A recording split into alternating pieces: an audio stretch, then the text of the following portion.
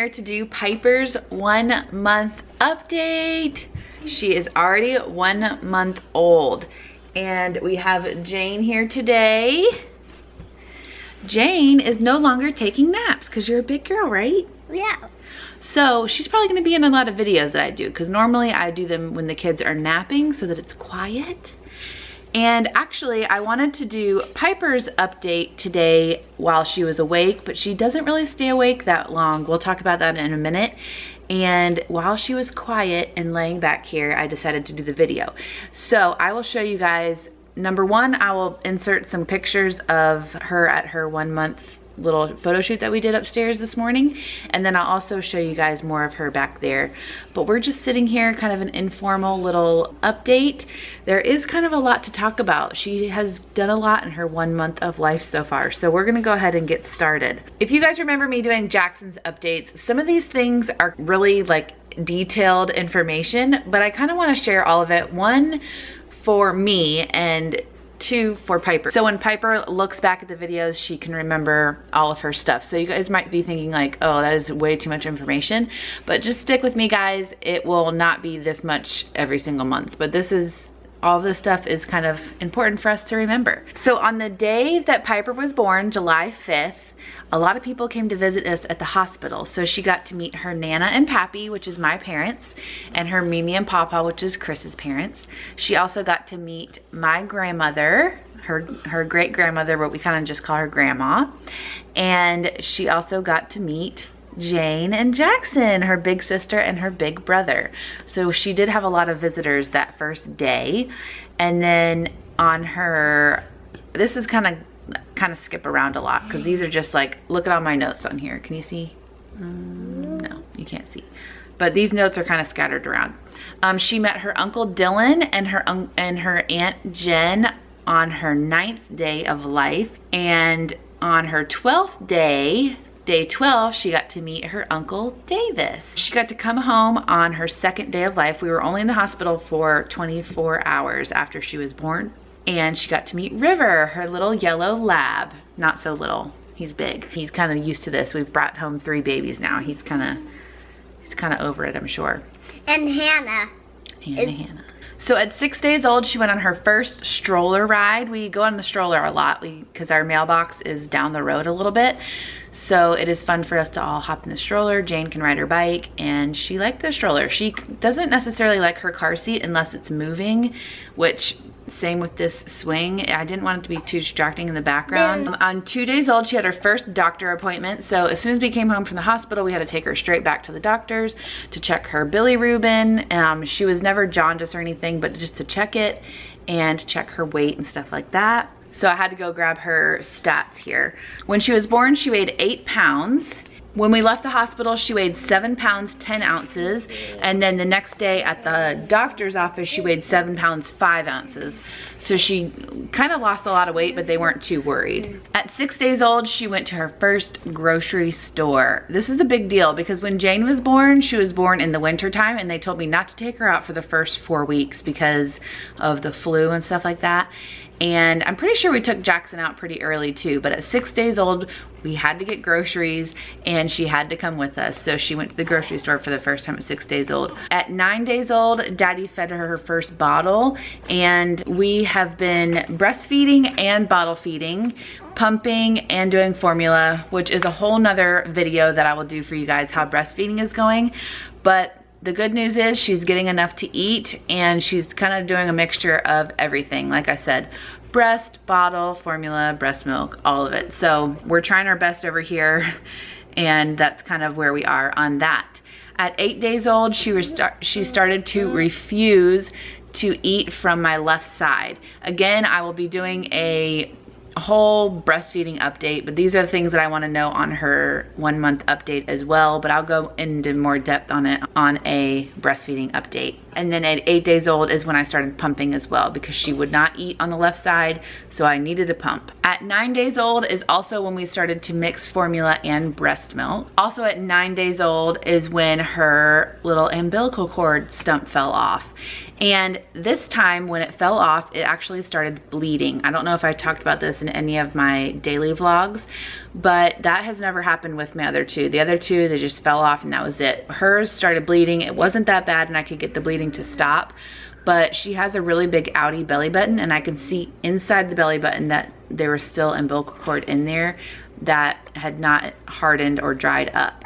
And so when we went to her 2-week appointment, she had to get silver nitrate put on her belly button, I guess, to stop because it was kind of oozing a little bit.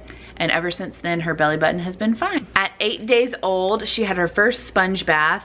So I was kind of trying to wait for that umbilical cord stump to fall off to give her a bath, because you're not supposed to get that wet. And a lot of people do sponge baths, but our lives were so crazy that first week. So she didn't have a bath or anything for the whole first week. And she was getting pretty stinky. So we gave her that sponge bath at 8 days, and then the umbilical cord fell off the very next day. So we've kind of just been giving her baths every day or every other day since then. At 1 week old, she stretched out her nighttime feedings to every 4 hours. And that was nice because before she was doing every 3 hours. By the time I fed her, changed her, and got her back to bed, I wasn't getting much sleep at all. So that 1 extra hour was nice. She still ate every 3 hours during the day though, but that's fine because we already were doing stuff all the time and we were already awake. Also at Piper's 2-week checkup, she weighed 8 pounds 8 ounces. So in 1 week, she went from 7 pounds 5 ounces to 8 pounds 8 ounces. She grew a lot. At 3 weeks old, I started to notice that Piper did not like the bouncy seat. We have the little bouncy seat that she sits in, and then we have this swing. And every time I put her in the bouncy seat, she would sit there for maybe a minute or two and then just cry and cry and cry until we picked her up. But I also started to notice that she just likes to be held. This is a lot different. I can't remember exactly how Jane was, only because she was our only child. I didn't work, and I probably held her all the time anyways. But Jackson was a really, really good baby, and he did not care. He didn't care if he was held. He didn't care if we put him down. We can put him on the floor on his mat. He'd be fine for hours upon hours. I remember feeling so bad that hours would go by and he was just like sitting in a chair or on the floor by himself, and I was doing other things with Jane and he was just kind of napping and awake and napping and awake, and nobody was paying any attention to him. I remember feeling so bad. But Piper is a little bit different. She definitely likes to be held over being on the floor or in a chair. And like I said, she likes to be moving around all the time. And I think that's how she knows that she's not being held. She just doesn't like to be laying still. She does really good swaddled at night, but otherwise we're just having a really difficult time with getting her to be content. So right after she eats, we change her diaper, and usually we put her on the mat, and she's good there for maybe 5 to 10 minutes. If I get a 10-minute stretch out of her, that's a good day. And then from then on until she falls asleep, she is just fussy and wanting to be held and having a passy the entire time. So we're just trying to find a balance. I know she'll grow out of that because sooner or later she'll have like a nap schedule and she'll be able to put herself to sleep, or I'll rock her to sleep. But right now, we don't know when she's gonna get tired, and we don't really know her schedule too much besides her eating schedule. All of a sudden she'll be cranky or tired, and I'm trying to get her to go to sleep, and it's just taking a while, and then she'll wake up again randomly, and then she'll wanna go back to sleep randomly. So like I said, I know it's just a phase, but she definitely is a little bit more high maintenance than Jackson was, for sure. Also at 3 weeks old, I noticed that she does not like the passy too much. And I was wondering, I was like, this is weird to me because my other two love the passy.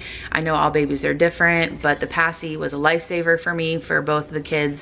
Helped them self-soothe, helped them to nap better, helped them at night better. And so I was really hoping that she would take the passy, and she just didn't want it. And we were using those little newborn Advent soother passies, the ones that you can put your finger in. That's why I'm doing that. So I decided to give the other passies a try, which is the same passies that Jackson uses now, same passies that Jane used before, and it's the same brand, the Advent passies, but the newborn kind, and then it goes up to toddler, the ones that actually look like passies.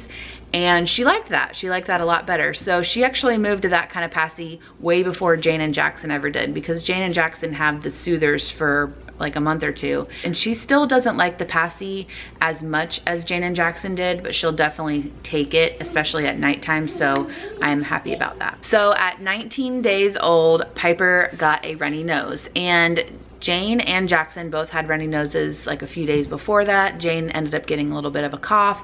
And so I had a feeling that Piper just got the cold that Jane and Jackson got. And I talked about this a little bit in my daily vlogs, and if you watch my daily vlogs, you saw that we ended up having to go to the hospital, and that is because she ended up having a fever. And long story short, I took her to the ER because that is what I was instructed to do for a fever, and they had to do a whole bunch of tests. The little baby girl had to go through getting a catheter, she had to get blood drawn, she had to get a nose swab, and then she also had to get a spinal tap, which was the scariest part for me. We had to stay in the hospital for 48 hours, and that is because some of the tests took 48 hours to come back, and with her being so young, she had to be on antibiotics for all of the things that she could possibly have. Let's just say virus A. Virus A and all of these other viruses are deadly to newborns and can be deadly to newborns. So if we were to wait to hear back if she had virus A, we waited the whole 48 hours to find out if she had it, she would have passed away before that. So they had to put her on the antibiotics, acting like she did have it just in case. And so we had to be in the hospital for 48 hours while she was on the antibiotics and IVs. And then the nose swab came back that she did have a common cold, and that one actually came back the same day, which was nice to know while we were in the hospital that she did have a cold. Of course, I didn't want her to have a cold or be sick, but I would rather her have that than all of the other possibilities. We waited the 48 hours and all the tests came back negative. So we were really happy about that. We got to come home, and now here we are at 4 weeks and she still has a stuffy nose, and that's just kind of how colds are. I'm sure you guys have had colds before. Number one, they last really long, and then number two, newborns, sicknesses, no matter what it is, last a really long time too. So she's probably just gonna have a stuffy nose for a little bit, but I'm just so glad that it wasn't anything else worse than that. While we were in the hospital, she was 3 weeks old, and we found out that she weighed 9 pounds 12 ounces. So again, she went from 7 pounds 5 ounces at 2 days old to 8 pounds 8 ounces at 2 weeks old. And then 1 week later, she went from 8 pounds 8 ounces to 9 pounds 12 ounces. And I thought for sure, I was like, okay, maybe the IVs are like puffing her up, like she's all these antibiotics, like she has so much like fluid in her or something. But they said that she had only gained 1 ounce the whole time we were there. So it definitely was not. And then we actually just went back to get a checkup from the hospital, and she weighed 9 pounds 15 ounces. So she's basically 10 pounds now at 1 month old. At 18 days old, so 1 day before we found out that we needed to go to the hospital, Piper became very gassy, and we've kind of just had play it by ear each day with the gassiness. Some days she's a lot more gassy than others. I talked about on my daily vlogs that I didn't even know if she was gassy or not. She would be laying here like this fine, and then all of a sudden scream out in pain. And so I assumed that was gassiness, and a lot of times when I would pick her up, she would let out gas or burp, and so I've kind of figured that's what it was. We have gas drops and we have gripe water. Gas drops didn't really seem to work very much, but the gripe water has. So we kind of just, like I said, play it by ear. I know Jackson went through a gassy period at this time too, and it kind of just went away on its own. So I'm hoping maybe this will happen with Piper as well. Piper is starting to track things with her eyes, which is really cute. So if she's looking, you know, like straight ahead and somebody starts talking to her over here, she'll look and kind of turn her head a little bit. And so I know that she's starting to notice, especially her brother and her sister, because they scream and talk to her all the time, and she's kind of noticing them, and I'm sure she recognizes their voice as well. She can also hold her head up very, very well. We do a tummy time a little bit, but a lot of the time she gets her tummy time right now when she's laying on her chest. Chris loves having her lay on his chest, especially after the big kids go to bed. He will lay on the couch with Piper on his chest, and she'll lift her head up and look around. And whenever we do tummy time on the floor, she does the same thing. So she is getting that neck really strong, which is good. So on August 3rd, which was 2 days before she turned 1 month old, she stretched out her feedings to every 4 hours. So I kind of waited for her to show signs of that. She was doing every 3 hours eating, and I started to notice that I was either having to wake her up or I would start feeding her and she wouldn't seem very hungry, or I would start feeding her and she would just fall asleep or not want to eat at all. So I was like, well, maybe she wants to do every 4 hours. So I kind of waited one of the times to 4 hours, and still she wasn't even acting that hungry, but she did eat. So now at 1 month old, she is eating every 4 hours during the day. And just last night, so the night that she turned 1 month, I waited to see, instead of waking her up in the middle of the night every 4 hours, I waited to see how long she would go. And she ate at 8 p.m. and then she didn't wake up until 2 a.m. to eat. And then she woke up again at like 7:45, so we fed her again at 8. So she did really good. She only woke up once at night. And so, like I said, that was just the one time last night. So I'm not sure if this is gonna be a new thing for her, if this was just a fluke, but hopefully we're getting to sleeping at night. I told you guys that we do sleep training as well. We haven't really started that quite yet, but I am gonna do a video for you guys about sleep training and how to sleep train your child, because it's worked really good with Jane and Jackson. Speaking of sleep, I mentioned earlier in this video that I found out that she doesn't really like to sleep in the bouncy chair or even sit in the bouncy chair. And actually one time I came home from being out with Jane, we went to go get her toes done, and Chris had her sleeping in the bouncy seat, and I was so surprised. But I noticed that she was laying kind of on her side and he had her tucked in, and I was like, that's weird, maybe she likes to sleep on her side. So a few days later, after having a lot of trouble trying to put her down, I was like, I'm gonna try to put her on her side, because before I would swaddle her up and put her straight down on her back, and she did not like that. I don't know if she didn't like to be constricted in the swaddle or if she didn't like to be on her back. So I just laid her on her side and tucked the blankets in, made her feel like she was a little bit swaddled up, but not too much, and she fell right to sleep. So now she likes her bouncy chair. She doesn't love her bouncy chair. She still sleeps in our room at nighttime, and so she hasn't gone in her crib yet. So for her little short naps during the day, she's either in the swing or in the bouncy seat. And so we have finally found a good way for her to fall asleep and stay asleep. She's not swaddled. I will show you guys. Well, why don't I show you guys right now? There she is sleeping on her side.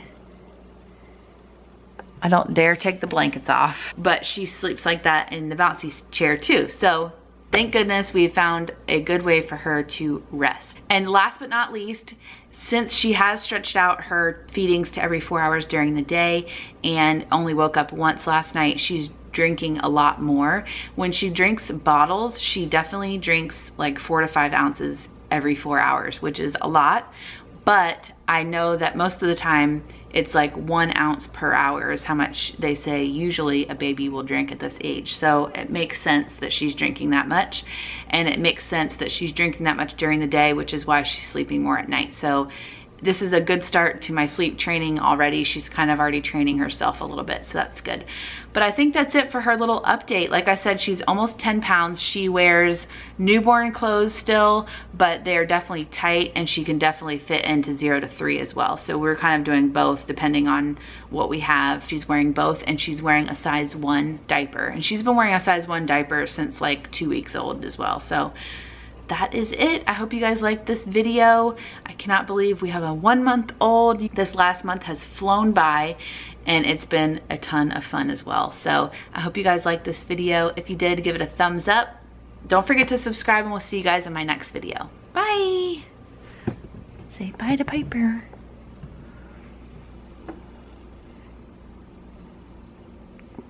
Bye.